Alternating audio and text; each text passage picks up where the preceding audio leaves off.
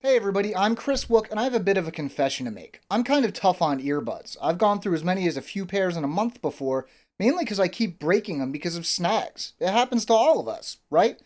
Now, there is a solution in Bluetooth earbuds, but a lot of those sound like junk. Not these. The Jaybird BlueBuds X sound great, plus they're light and comfortable. There's gotta be a downside, right? Let's find out.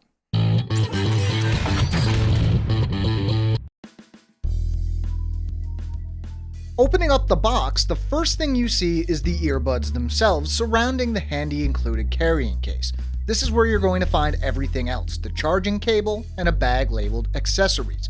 This holds 3 pairs of rubber tips, small, medium, and large. That's normal. What isn't normal is the little wing-looking things. These are the ear cushions, also available in small, medium, and large. Finally, there are a few cable clips. We'll get to what they're for in a little bit. The ear cushions are a major feature of the Jaybird BlueBuds X. They fit into your outer ear and keep the earbuds in place. This not only keeps you from dropping them in the sink, but it provides better sound quality since they're not constantly slipping out of your ear. The Jaybird BlueBuds X come with a few special features that make them a lot more user-friendly than your average pair of Bluetooth earbuds. The ear cushions are one of those features, and so is Jenna, the friendly voice that tells you when you're powering the BlueBuds up or down, when you're searching for your audio device, and other cool stuff like that. Unlike most earbuds, the BlueBuds can be worn in 2 different ways. The normal method has the cable going under your ear, while the advanced method has the cable going over your ear. This also means you don't need as long a cable, which is where the cable clips come into play. On the other hand, it is a little harder to hit the buttons when you're using the advanced method. Jaybird claims a battery life of about 8 hours. In my testing, they definitely got very close to that, clocking in at around 7.5 hours. They also charge fairly quickly, reaching a full charge in 2 hours. If you only need a quick music fix, a 30-minute charge will get you 90 minutes of playtime. And as long as you're carrying the charging cable with you in the carrying case, charging the BlueBuds whenever you're not using them can keep you going all day no matter what you're doing.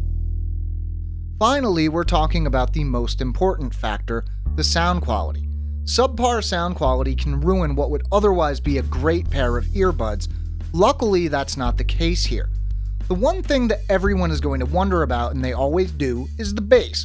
And yes, the BlueBuds get low and deep, but the bass is more than that. A lot of earbuds can push out low rumbling bass these days, but the bass definition in the BlueBuds is impressive. You can hear a lot more than you would in lower end earphones.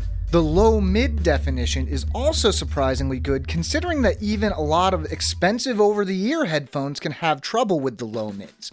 Going up the frequencies, it stays the same. At the highs, it's clear and crisp, but not overly hyped sounding in that way that can hurt your ears after a while. Even as I cranked up the volume, I didn't hear any noticeable distortion from the BlueBuds. It might be present at the absolute highest volume levels, but I wasn't willing to subject my ears to that.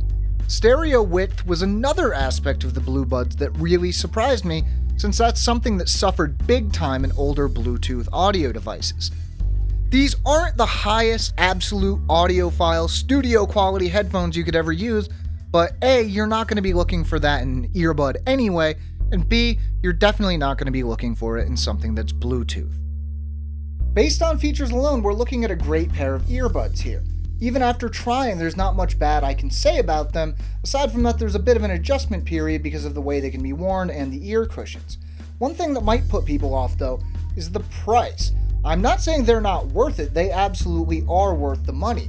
It's just that a lot of people might not be used to paying over $100 for earbuds. If you're like me and tend to be rough on them, you might want to be a little more careful with these, or just use the included carrying case to protect your investment.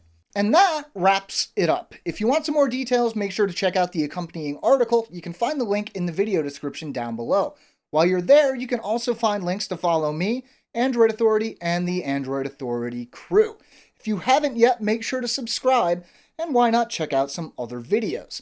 Once again, I'm Chris Wook, and thanks for watching.